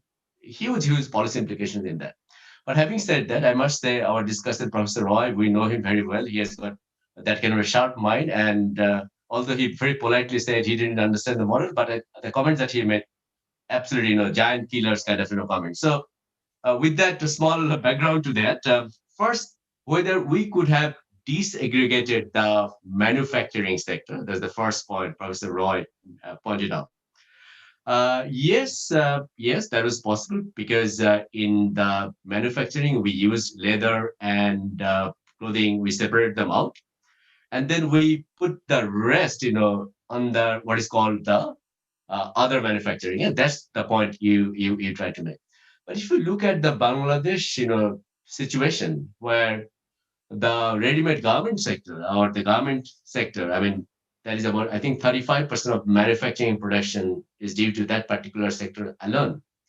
And then other significant sector like leather and textile, we have separated them out. Apart from that, one particular problem that we had and has pointed out by the chair is that like when you're using the data framework, you are kind of also handicapped by the given database. Yes, we could have disaggregated further to find out like what is happening to wood product, metal, and transport equipment. But when you look into the data, we see there is nothing much happening for Bangladesh, not much production or data stored there. And also, like at the end of the day, I mean, there is a matter of judgment as well, like whether you are going to make the sectors even more disaggregated, or you are going to have some kind of mechanism to focus on only certain sectors of interest. So that is that kind of thing. So the answer to your question could be yes, but to some extent, but I wouldn't expect any dramatic results coming out of of that kind of simulation exercise, just because the way the Bangladesh economy is centered around a few sectors. Now, you said whether I could have provided a bit more analysis on the construction sector. I would have loved to. And this is, again, I believe the construction sector has got very important implications for Bangladesh, both in terms of employment and also like, the poverty issues. But to be honest, I think this kind of framework will not do justice for undertaking that assessment. One approach could be to consider the other micro studies, that are available, the survey-based studies, that BRAC and many other institutions also undertook. So probably from there, we could get some insights and then can link it to the kind of the macro results that we're obtaining. So perhaps we from the within this particular framework, it would be difficult to understand the further implications. But I take the point. This is a sector that have serious implications. Poverty impact by household types they have done, but Professor Roy, you wanted to know whether we could do a bit more on the inequality issue. Yes, I mean I do understand. And also, I think to some extent, our analysis on the poverty side was limited by the fact that we're only focusing on the, say, headcount poverty in cities. So, like, if households are not falling below the poverty line, we cannot capture that. So, ideally, perhaps, if we had been able to also compute the, say, income gap, perhaps we could have we could have made some, comments on the distributional aspects. That would have been an interesting aspect. And now, since you have raised the point, I think I'm a bit more motivated in kind of, thinking about like how this can be done. But subsequently, as maybe, a kind of an addition to what we already have.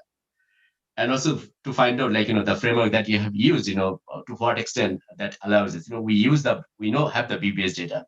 And certainly some of the inferences or simulations can be used using the recent by BBS, I mean the Bangladesh Bureau of Statistics household survey, which is a nationwide survey. But that survey is already quite dated. The last time the survey was for 2016. So I think we're more or less 5 years down the line, but don't have more recent information. But unless some micro studies are being undertaken, either by back, and I know SANEM is also perhaps undertaking some micro surveys, and we can provide some insight into that. So again, the point is we need to complement the work with some of the micro studies that are being undertaken elsewhere.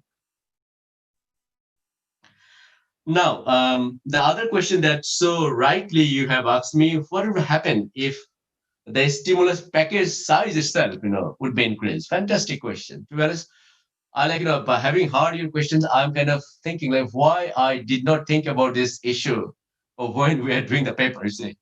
So one reason could be like, well, 3.6% is not that, but I think many economists in Bangladesh were skeptical, like, whether even that kind of package could be implemented in an effective way. So that was one issue. And also, like, within that particular package, Professor Roy, there were certain support measures that were directly targeted to households, like, in terms of direct cash support. Okay. And to be honest, that particular scheme, Bangladesh has not been able to fully implement. I think the certain number of households were supposed to receive that benefits, but that did not materialize there. So in a way, the impact that we have shown is based on the assumption that that particular stimulus package will be fully implemented, and apparently, at least on the direct transfer mechanism, that has not been implemented yet. So in a way, what you say is fine. I accept it. Of course, we can do these are ex ante assessment. We can do whatever we feel like, right? But realistically, that is implementation is also a big challenge. And it was on my last slide saying that we did not make any comment on the implementation aspects of various measures, that are being undertaken.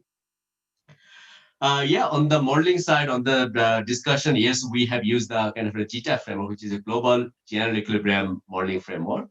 It's kind of a standard thing, has been used on a regular basis, and particularly to show the impact on trade issues as well. And we have used that kind of a framework. But with regard to shocks, like, we had to build, different scenarios, sometimes based on a review of the literature, sometimes perhaps, we are more imaginative in terms of understanding, like, for example, what would be consumption shocks in Vietnam. I mean, the private, it could be any number, to be honest, but just by looking into the literature and our sort of, some kind of assumptions, we have to build a scenario. But, those are, I believe, standard problems with this kind of modeling. Once again, I thank you for your comments, but I think that the key important aspect for us, and the motivation was, at some point we need to provide the interlinkages in a consistent manner between the micro and the macro framework. Otherwise, the policy issues probably will not be meaningful. And this is why currently Bangladesh is struggling. I will stop here, Madam Chair. Thanks for giving me the time. Thank you very much for masterfully handling so many of Professor Roy's question. I think you can also, going forward, I think what you last said is very important, is that you can use GTAP to give you the primary shock, which is the change in your trade flows and then the structure of your production, right? But then actually to tease out what will be really on the ground effects, you have to use all these other things, not only SAM, but also other sort of micro level, and complement that with perhaps some primary data as well to really get to the nitty-gritty of the issues. And I would love to see another section in your paper perhaps, and that will be related to the graduation of Bangladesh from Ldc status, and how this may or may not impact the plans, because they were made in a completely different pre-COVID environment. Do you want to come back immediately on that? I see that you are sort of going to your mic. I'll give you a minute if you wish. Thank you, Madam Chair. I believe my comment will be on only the graduation aspects. Yes, I mean next year there is a possibility that Bangladesh will qualify for the graduation, and then the graduation will take place in 2024. And we all know at least from the secondary literature and the exercises that have been undertaken by many agencies about the possible implications. We know Bangladesh has been the largest beneficiary of the Ldc package, and we expect there are going to be serious competitiveness pressure, particularly with regard to the garment sector, but also other export sector. And that has been demonstrated in many different places, including a recent volume from the WTO, World Trade Organization, that has provided some numbers. I also had an opportunity, along with my other co-authors, of coming up with a volume on Ldc graduation. So perhaps this is not the forum today to discuss those results. But briefly, Madam Chair, I take your point is that always we need to sort of translate those macro or general modeling kind of framework into the micro level impact assessment, so that we understand better, like the poverty and the inequality situation. Yes. But this is something we need to work on definitely. Thank you so much. And also with respect to graduation process, right? It will be very important the measurement of growth and how it is how it will be taken into the formula for qualification, right? So this is one another factor why you will see that the importance of aggregate models are extremely taking precedence over the other things, unfortunately, maybe sometimes. Okay, let me turn to Mr. Zhang's paper, which received also quite a few comments, and I think Dr. Zhang, you have received Professor Roy's comments, which were right on the point. What I would add to that is there is a very interesting question from PP Sahu, if I can find it now in the chat. Yes. It says, have you tried to find out the impact by size of SMEs, by turnover or employment? And do you have any observations on SMEs working under subcontracting system, which is, very widely used in some parts of Asia? And how did the parents firms respond to that crisis? Did they try to extend a helping hand? Thinking about solidarity between the big firms and anchor firms and the smaller firms.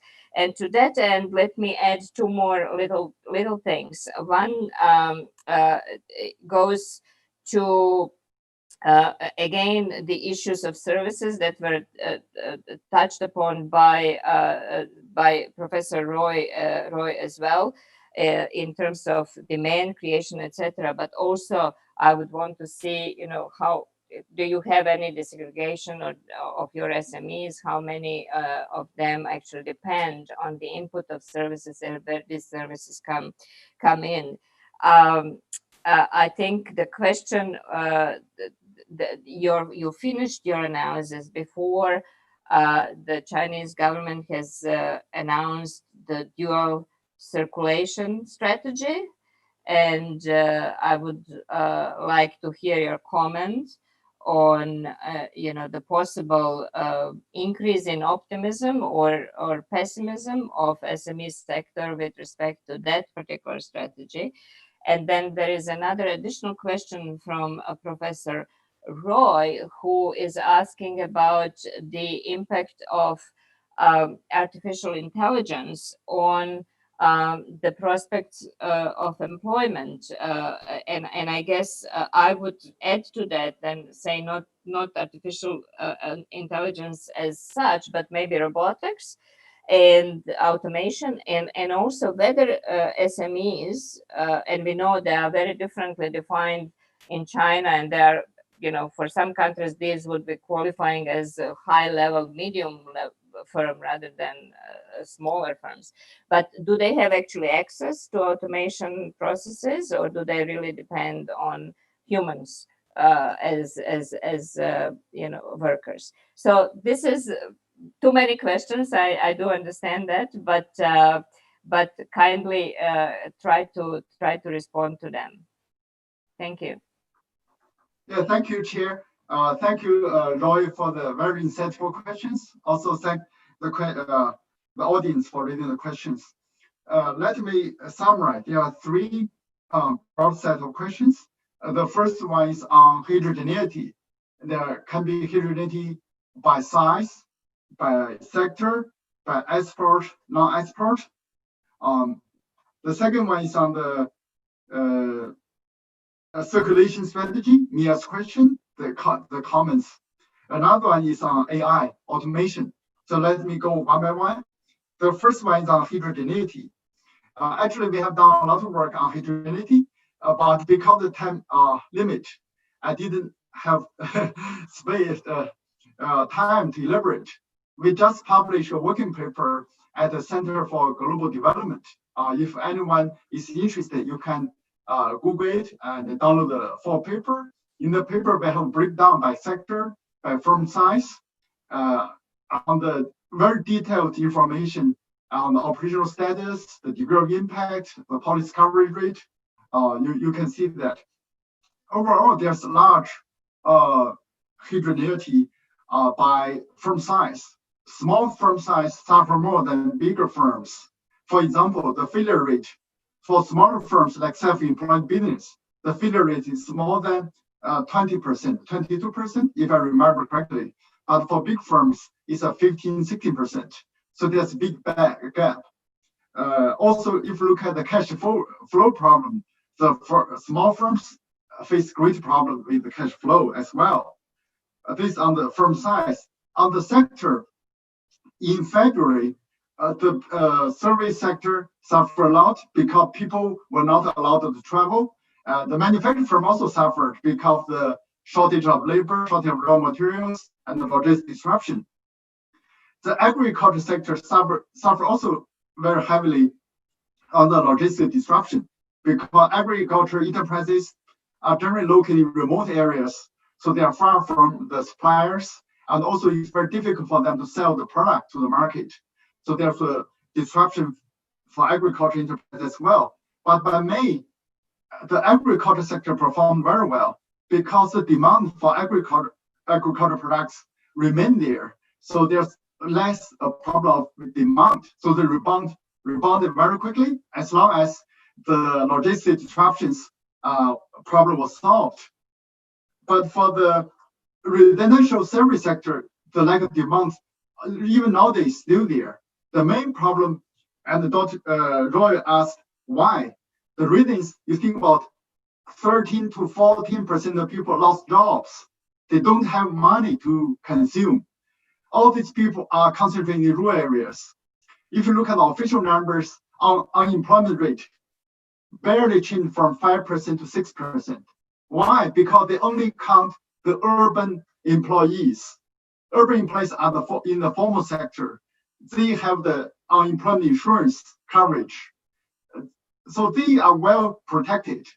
But for vast majority of employment, they work on SMEs. They don't have any unemployment insurance. 2% coverage, only 2%. So when they were laid off, they had nothing. So when they went back to their home in the countryside, they just stay there for several months. So as a result, the rural consumption dropped tremendously. Also, most people in rural area don't have medical insurance as well. The elderly don't have pension. So you see there's a big drop in rural consumption. This has big impact on domestic consumption. This is related to Mia's question, how to address the domestic circulation strategy. Right now, they call it dual circulation strategy. One is circulation with the internal market, one is to speed up circulation within China. But the government strategy focuses only on the hard infrastructure. They call it new infrastructure program, like building more 5G program, invest more on the all related to the new technologies, AI, automation, etc. But this will take a long time to materialize. But right now, the shock in China is short term. We need more soft investment, soft infrastructure investment, like using this opportunity to build up more unemployment insurance in the rural areas, improve the medical health insurance coverage. This can help the rural residents to improve their to help them consume more, which in turn can help the small medium enterprises, which rely heavily on domestic demand. So that's the key. So we have published our result in China, has caused a lot of attention. So we provide the number. They argue that's the key for the government to intervene in the soft type of investment rather than hard infrastructure as before. On the one question related to the supply chain, subcontracting. In China, the industries are largely cluster-based. For most type of production, there's one town, one product. Each family workshops only engage one step of the production. This is very common in China. Recently, we wrote another paper to look at the impact of how clusters cope with the COVID-19 shocks. What we found is actually clusters are doing a much better job than non-cluster areas in buffering the shocks. There are several reasons. You think about for production, we need a favorite type of input. One is the labor, one is raw materials. Also, we need to sell a product to the market. For the firms in clusters, they have better access to the raw materials, intermediate inputs, and also access to the marketplaces. So the disruption of logistics had less impact on them than firms located isolated somewhere. So that will have big problem on those firms. You think about product, there are many parts. If one part cannot be is missing, the production process will be affected. But in clusters, the production are less affected. So in this cluster, a lot of subcontracting going on. But because the readily available parts and the intermediate materials, they are doing better in buffering the shocks. So this may be related to that question. On the AI, overall, may I request you to have very brief on that? Thank you. Okay, on the AI, China has grown very, very fast because China has a large market. AI, the scale effect is very important. With COVID-19, this process just accelerate. For example, for people quarantining in hotels, right now they use robots to deliver meals to them. But it's hard to replace all the jobs in the short term because right now there's unemployment in rural areas still very high. It's cheaper to hire workers than hire robots. Thank you. Thank you so much, and I apologize for cutting you short there. I'm sure there are more things interesting to say on that, but I just want to give fair time to our last speaker as well, because there were interesting questions posed by Professor Roy, also to you, Madame. I think we all collectively understand too little about the special economic zone of Myanmar because it's relatively new and we haven't had the opportunity to study. So the most questions are related really how to, with your last questions posed was, how you can reconsider the direction of supply, the flows in and out of the zone if it was meant actually to help Myanmar to integrate into the regional economy rather than to look inwards. And I think there was one very specific question to you related to whether you have used the GDP of Myanmar based on dominant pricing, dominant currency pricing. So if you may, if I may ask you to answer that one as well. Yes, thank you, Dr. Mikic. So on the first one, on the first question regarding special economic zones, the way that I understand them is it's sort of an umbrella term which includes specific particular kinds of zones like export processing zones, free trade zones, and each of them have their sort of various particular differences. And it is up for sort of the country or the policy makers to decide what are the features that they would want to incorporate in the zone that they're setting up. In a sense, it's more important to look at what is sort of the parts comprising this definition rather than a definition itself. It's like the use of the word lockdown, which in some countries may include transport closures, but some not. So in that sense, in the Myanmar context, the special economic zone is sort of a fenced-in geographically demarcated area, which has sort of two parts, one which caters more to the export market and one which is sort of oriented towards the domestic market. Now, I think Dr. Roy's question was sort of a curiosity on what is sort of just sort of the linkages with the domestic market and whether this makes this SEZ unique.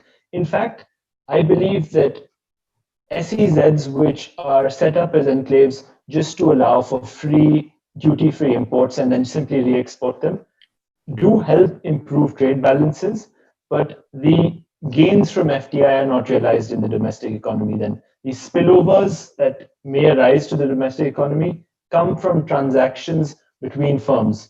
So one of the most recently well-identified sources of knowledge transfer from FDI firms to the domestic economy is that if an FDI firm comes, sets up, and is locally sourcing some inputs and then re-exporting, and through those interactions, there is knowledge transfer that is fostered. So in Myanmar, all the firms in the zone that are whether they're export oriented or domestic market oriented can source locally. Currently, they're choosing not to do so because they perhaps might be getting better quality imports from outside duty-free. I think the aim of the policy agenda should not be to look inwards in terms of sort of a protectionism, but also to give local mom and pop shops the opportunity to become suppliers and gain from sort of knowledge from these FDI firms. So I think this is the context in which I said that this renationalization debate is important. I hope that addresses the sort of the domestic export status of firms in the zone question. I think the second question I had answered directly to Dr. Manna. It was basically that at the micro level, most of the prices quoted are in dollar terms. So it is reflective of sort of the dominant currency paradigm. But unfortunately, my paper looks at a very sort of narrow one dimension of the state of affairs in Myanmar. I've not looked at aggregate output measures, which is something that I should definitely do as data becomes clear. And then I will hopefully at the aggregate level measure up, because as identified, the key is to really understand what is happening at the macro level, see that it is sort of reflected in your micro mechanisms, and then form a policy response that addresses both. Thank you. Yeah. Thank you so much, Madam. And I apologize for having to bring this session to close now. We have actually absorbed 8 out of additional 10 minutes that Salim so generously gave us, and this will go at the expense of my closing, which is only right so, because we had wonderful discussants, speakers, and Professor Roy as a discussant, and I think they really deserve to be applauded for bringing the richness of this session really to the surface. In closing, let me say a few sentences only, and I apologize to Somesh because I will be really focusing on trade aspects here, since this is my specialty. But I think from the discussions, and implicitly also would relate to the Indian paper, it remains very true that trade is, has been and will remain one of the drivers of economic growth, and in this case, recovery in the situation of exit from COVID. If we ever exit from COVID in a clear-cut sense, right? I think we will be all learning how to live with it rather than exit it fully. And in that case, we really need to understand what trade means for the very important aspects of sustainable development, which relates to inequality, of course, poverty, but also environmental responsibility and stability. So for us, the exit strategy will have to be based on keeping economies open, but at the same time also making the government and business decision making more grounded into the sustainable development principles, which will have to take into account, not only the speed of growth, but quality of growth in terms of inclusivity and decarbonization and building back uh, greener, if I may use the UN stereotype language. And with respect to Asia, the question really now is how do we address the combination of not only COVID-related problems, but the problems related to geopolitical issues that are, created outside the region, but the region is actually at the mercy of those, and will force maybe prematurely some of the countries to change the strategies of development without first utilizing all the benefits of, so to speak, economies of scale and comparative advantage based model, right? Because now we'll be aiming to try to formulate the trade alliances in a different way rather than to really use our resource-based, knowledge-based advantages that many other countries had opportunity to do so. And so we have to really carefully tread along that, keeping in mind that the gravity of economic power has shifted already to Asia, and that we should not lose sight of that, and that should really be one of the lessons also for the rest of the world in terms of how they will address the reform of various multilateral institutions to give the just sort of influence of this change gravity. And that would allow for the balancing that is so necessary with respect to the, if you wish, global south, to talk about the issues of development and to be understood and heard in a right way, and then to put the processes in place. And I'm not speaking only about the short-term debt issues and the financing issues. I'm really speaking about the longer term issues that are related to placement of technology and innovation at the service of development rather than at the service of few and concentrated markets in that category. So without further ado, I will close with this. I want to really thank participants that have stayed with us at the expense of having dinner and nourishment, because I know they will be also staying on for the last closing session of the conference. I want to thank Professor Roy for fantastic comments, and also to all four presenters, but other authors of the papers that contributed to these papers for bringing in the issues that need to be analyzed, and hopefully we will see all these papers finalized in a new cleaned versions. And I'm sure Salim will do his best to issue a nice conference proceedings, electronic Salim, right? As we all do now, everything in digital format. And we thank you once again for this opportunity to bring us all together so that we can, raise the development to the new level, and really work with each others. Because as I said in the beginning, this is not a single country, single entity, single individual problem. We are all in this together, and the only solution will be to really work together and to benefit all from the knowledge that we formulate together. So thank you very much for listening to me as well. I know that I have monopolized the forum, but thank you for that. Thank you Mia, so for a much. wonderful conduct of the session. Thank you. And of course, we must thank Dr. Mia Mekic for conducting the session so nice way. So it was, I think, so efficiently. Thank you, Mia.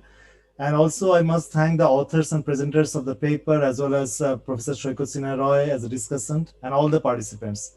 Thank you so much. With this, I'd like to conclude the session and invite you for the next session, which will start in 15 minutes from now. Thank you. Thank you, Salim Bhai. Thank you very much. Thank you. And please stay safe and wear your masks. Same to you, Mia. Okay, thank you. I'll talk to you later. Okay, bye-bye. Okay, bye. Salim, thank you. Thank you, everyone. Razak Bhai, thank you. Thank you.